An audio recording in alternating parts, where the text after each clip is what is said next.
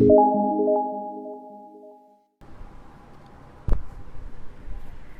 Good morning दोस्तों। Sorry, good afternoon.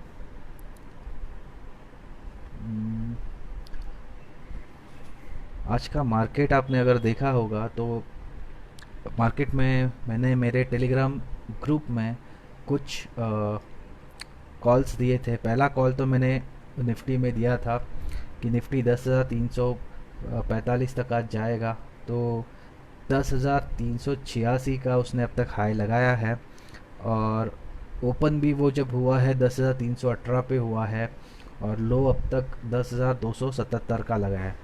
तो मेरा जो निफ्टी का टारगेट है वो अचीव हुआ। तो किसी ने निफ्टी ऑप्शंस में काम किया हो उसको अच्छा खासा यहाँ पे पैसा मिल गया होगा। दूसरे जो कॉल्स मैंने दिए थे उसमें एक था, मैंने बीपीसीएल पे दिया था, क्योंकि सॉरी एचपीसीएल पे दिया था। उसका पीछे का रीज़न ये था कि कुछ 15 दिन में डीज़ल और पेट्रोल के प्राइसेस काफ़ी बढ़ चुके हैं। तो उसके वजह से ये जो ऑयल मार्केटिंग कंपनीज़ है, जैसे बीपीसीएल है, एचपीसीएल है, आईओसी है, उसको यहाँ पे फ़ायदा होना लाजमी था। बीपीसीएल थोड़ा पहले ही उसमें अच्छा वॉल्यूम रहता है तो वो चल चुका है, इसलिए मैंने एचपीसीएल को चुना था। 228 का उसमें टारगेट दिया था और वो भी अच्छे से अचीव हुआ। उसके बाद जो तीसरा मैंने कॉल दिया था वो था ग्लेनमार्क फार्मा में। ग्लेनमार्क फार्मा में आप सभी को पता है कि क्या न्यूज़ थी। न्यूज़ ये थी कि एक दवाई है जिसका जो प्रोडक्शन है उसके लिए उसको परमिशन मिला है, और वो जो माइल्ड कोविड पेशेंट्स है उनके लिए ये दवाई कारगर है। फेबिफ्लू नाम से उसका जो ब्रांड रहेगा, वो ग्लेनमार्क फार्मा जो मुंबई बेस्ड फार्मा कंपनी है वो बनाएगी। और ये न्यूज़ के बाद मैंने यहाँ पे 421 तक का मैंने टारगेट दिया था पहला, और आप देखोगे तो उस 450 तक आज वो स्टॉक चला गया था। तो ग्लेनमार्क फार्मा का भी मेरा आज का जो कॉल था वो सक्सेसफुल था। उसके बाद चौथा जो मैंने कॉल दिया था वो मैंने बेसिकली आईटीसी में दिया था, क्योंकि आईटीसी 180 टू 183 पे था। तब मैंने उसमें 187 तक का पहला टारगेट दिया था और 188.50 का दूसरा टारगेट दिया था। तो उसमें पहला जो अपना टारगेट है 187 का वो अचीव हुआ। तो दिन में मैंने 4 टारगेट दिए थे, वो चारों अचीव हुए हैं। रिलायंस का मैंने 1 साल का टारगेट दिया था 1805, 1805। तो आज ही रिलायंस ने 1804 का हमको हाई दे दिया है। तो मैं समझता हूँ कि यहाँ से अभी रिलायंस में ज़्यादा अपसाइड नहीं है, यहाँ से रिलायंस में गिरावट ही होने वाली है। तो थोड़ा आपको यहाँ पे बच के रहना चाहिए। अगर कोई बुल्स चाहे कि इसको ऊपर लेके भी जाए तो भी हर अपसाइड पे यहाँ पे प्रॉफिट बुकिंग होगी, जिसके वजह से ये हमेशा क्लोज नीचे होगा या फिर बीच में कहीं पे जाके बंद हो जाएगा। तो इस तरीके से जो जो मैं कॉल्स अब तक टेलीग्राम के मेरे चैनल पे देते आ रहा हूँ उसमें सबका अच्छा पैसा बन रहा है, ये मुझे यकीन है। दोस्तों, मैं कुछ स्टॉक्स में बहुत पहले से बुलिश था, जिसमें से एक है बजाज फाइनेंस। 1875 1900 तक ये स्टॉक आया था, तब से मैंने इसको बहुत लोग को बाय करवाया है, और आज आप देखोगे तो 2800 के ऊपर ये ट्रेड कर रहा है। तो लगभग 1000 रुपया एक शेयर के ऊपर आपको इसमें मिला है। तो पर शेयर 1000, ये बहुत ही ज़बरदस्त हमको यहाँ पे रिटर्न मिला है। तो ये एक अच्छा कॉल मैं समझता हूँ।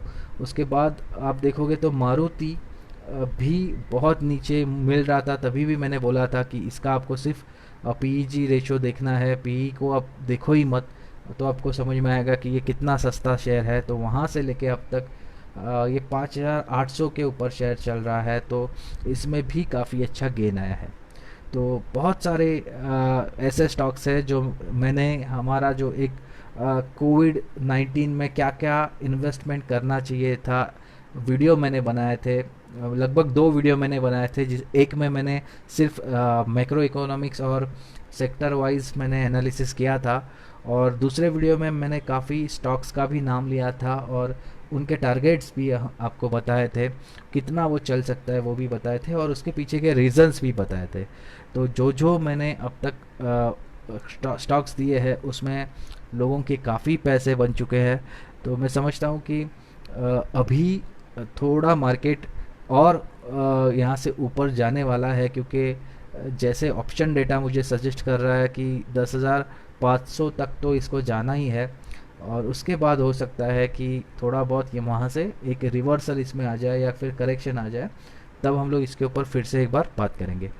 तो जिन्होंने भी अब तक मेरा यूट्यूब चैनल को सब्सक्राइब किया है वो ये वीडियोस देख सकते हैं। वहाँ पे यहाँ पे बैकग्राउंड चेंज रहेगा, क्योंकि मैं यहाँ पे आजकल ग्रीन स्क्रीन यूज़ करके फेसबुक लाइव कर रहा हूँ, ताकि यूट्यूब पे जाने से पहले मैं उसका बैकग्राउंड चेंज कर सकूँ।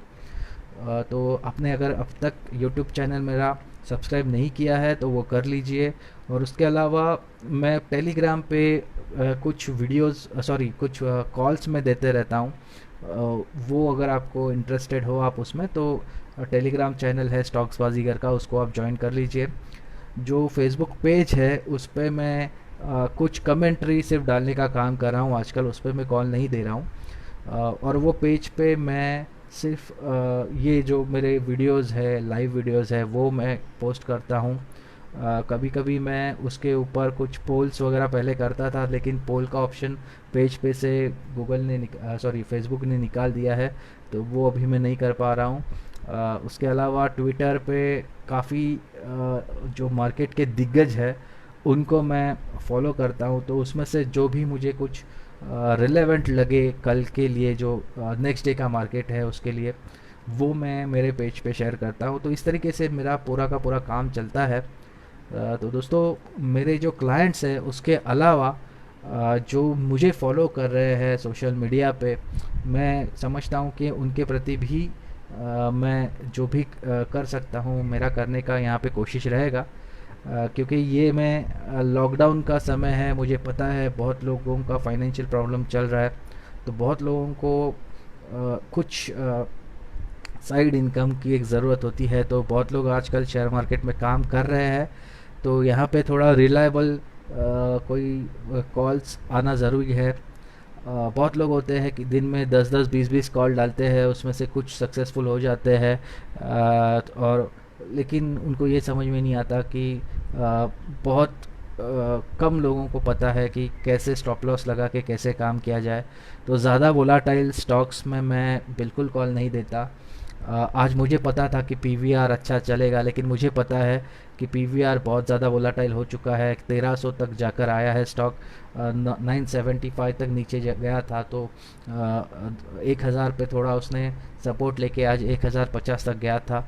लेकिन ऐसे जो ज़्यादा रिस्की स्टॉक्स है जिसमें लोगों के फंसने के चांसेस है, वो मैं यहाँ पे कभी नहीं बताऊँगा। मेरी कोशिश ये रहेगी कि जो ज़्यादा लिक्विड स्टॉक है जिसमें वॉल्यूम अच्छा रहता है, सिर्फ वो स्टॉक्स का मैं यहाँ पे डिस्कशन करूँ, ताकि अगर आप उसमें फंस भी गए तो भी 1-2 दिन के बाद आपको उसमें से निकलने का एक मौका मिलेगा। लेकिन फंसने का यहाँ पे नौबत नहीं आना चाहिए, बिकॉज़ हमारे जो स्टॉप लॉस है उसका काम ही होता है रिस्क को मैनेज करना। हम जब भी कोई कॉल लेते हैं मार्केट में, तो सबसे पहला हमारा जो क्राइटेरिया होता है वो रिस्क टू रिवॉर्ड रेशो क्या है वो देखना होता है। अगर आप वैसे काम नहीं करते तो आप गलत काम कर रहे हो। दोस्तों, सबसे पहले आपको अपना प्रोफाइल जानना ज़रूरी होता है कि आप इन्वेस्टर हो, या आप पोजिशनल ट्रेडर हो, स्विंग ट्रेडर हो, या आप इंट्राडे ट्रेडर हो।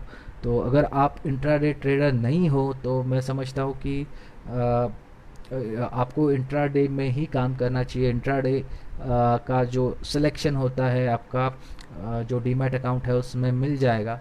अगर आप डिलीवरी में अगर आप इंट्राडे कर रहे हो तो बहुत बार ऐसे होता है कि वो स्टॉक आप दूसरे दिन डिलीवरी में कन्वर्ट करते हो, क्योंकि वो नीचे गिर जाता है, और फिर आपको मजबूरन उसको काफ़ी समय तक होल्ड करना पड़ता है। तो मैं समझता हूँ कि अगर आप इंट्राडे ट्रेडर हो तो प्योरली इंट्राडे ट्रेडिंग कीजिए।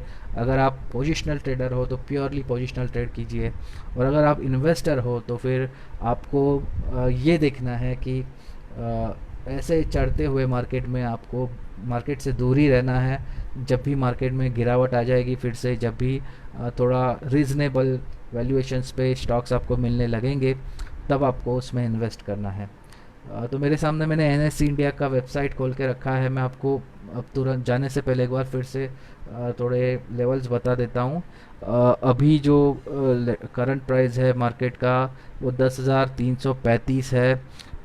यहाँ पे मैं देख रहा हूँ कि निफ्टी नेक्स्ट 50 में भी अच्छा आज चाल है। 2% लगभग ये ऊपर चल रहा है। मिड कैप है वो 2.28% 28% ऊपर है। तो मिड कैप में भी अच्छी चाल है। उसके अलावा निफ्टी ऑटो भी 1.30% ऊपर है। निफ्टी बैंक मेरे ख्याल से 22,000 के आसपास आने के बाद यहाँ पे एक गिरावट होनी संभव है, इसलिए 2.64 पे है। तो निफ्टी बैंक पे आपको थोड़ा सा यहाँ पे सतर्क रहना पड़ेगा। उसके अलावा अब गेनर्स और लूजर्स पे एक बार नज़र रखते हैं। बजाज ऑटो 6% ऊपर है, अराउंड 2,840 पे काम कर रहा है। बजाज फिनसर्व 6,186 पे चल रहा है। बजाज फिनसर्व भी जब 4,000 पे आ रहा था तब हमको एक मौका था। अभी तो 2,000 उसमें और पॉइंट बढ़ गए हैं।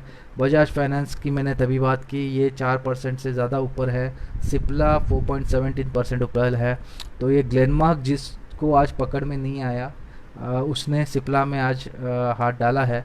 सिप्ला है, उसके बाद एस्ट्राजेनेका है। ये कुछ ऐसे कंपनीज़ है जो कोविड से रिलेटेड काम कर रही है, तो इसमें आपको कभी कभी ऐसे चाल ज़रूर दिखाई देगी।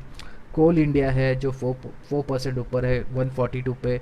कोल इंडिया से आपको थोड़ा दूर रहना है, क्योंकि कोल इंडिया में अभी क्या है कि जो गवर्नमेंट ने बीच में डिसीजन लिया था कि प्राइवेट प्लेयर्स भी अभी कोल में काम कर सकते हैं, तो उसके वजह से कंपनी का थोड़ा सा यहाँ पे नुकसान होने का चांसेस ज़्यादा है। तो ये फिर से 120 125 तक ये गिरेगा। अभी तो चलो ये खैर बाकी का स्टॉक्स के साथ चल रहा है क्योंकि ये ज़्यादा पिटा हुआ था, लेकिन मेरे ख्याल से कोल इंडिया अभी इन्वेस्टमेंट के लिए थोड़ा रिस्की स्टॉक बन चुका है। उसके अलावा जो गिरते हुए स्टॉक है उसके ऊपर भी एक बार नज़र रखेंगे तो विप्रो यहाँ पे गिरा है, अराउंड 218 पे ये चल रहा है। 1.62% से नीचे है। उसके बाद हिंडाल्को है 150 पे है। एम है वो 500 का जो उसका लेवल बहुत दिन से होल्ड करने का कोशिश कर रहा है, वो अभी भी नहीं कर पा रहा है। ओ एन जी सी है, ये काफ़ी चला है 63 से वो चल के 85 पे चला है, तो उसमें प्रॉफिट बुकिंग हो रही है। और मारुति है जो 5,867 पे दिखा रहा है, तो हार्डली आधा पॉइंट नीचे है, आधा परसेंट नीचे है। तो इस तरीके से ये गिरते हुए स्टॉक्स का एक यहाँ पे चल रहा है।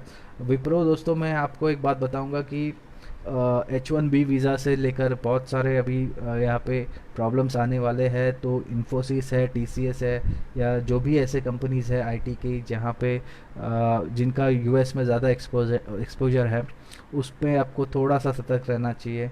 तो मैं समझता हूँ विप्रो भी उसका ही एक यहाँ पे नतीजा है जो आज यहाँ पे ये लूज़र का लिस्ट में है।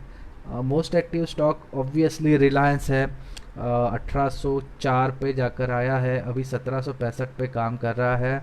बजाज फाइनेंस भी मोस्ट एक्टिव है, उसमें भी काफ़ी वॉल्यूम हो चुका है। सिप्ला, एक्सिस बैंक मेरे ख्याल से ये काफ़ी चला है, इसमें भी अगर आप देखोगे ये 600 के ऊपर ये मिलता था जब 12,000 के ऊपर मार्केट था।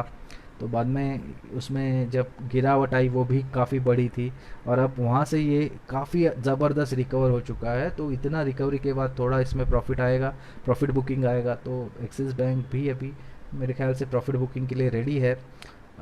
उसके अलावा आप बाकी के स्टॉक्स को एक बार थोड़ा स्क्रीन करके देखोगे तो आपको समझ में आएगा कि अक्रॉस द बोर्ड आज भी बाइंग हो रही है। और जो मार्केट का मोमेंटम है जो फ्राइडे को उसने पकड़ा था वो आज भी जारी है। यहाँ पे बुल्स का पलड़ा जो है वो ज़्यादा भारी है, क्योंकि ज़्यादा मार्केट में डिप आ नहीं रहा है। 10,300 के ऊपर मार्केट काफ़ी अच्छे से सस्टेन कर रहा है। तो मैं समझता हूँ कि अगर 10,300 के ऊपर ये ज़्यादा टाइम रहा तो हो सकता है कि जो जिन्होंने भी शॉर्ट करने की आज कोशिश की है वो शॉर्ट कवरिंग कर ले और मार्केट यहाँ से भी और थोड़ा ऊपर चला जाए। तो दोस्तों मार्केट टाइम में थोड़ा सा मार्केट के बारे में डिस्कस करने के लिए मैं आया था। आई होप ये वीडियो आपके काम में आया हो।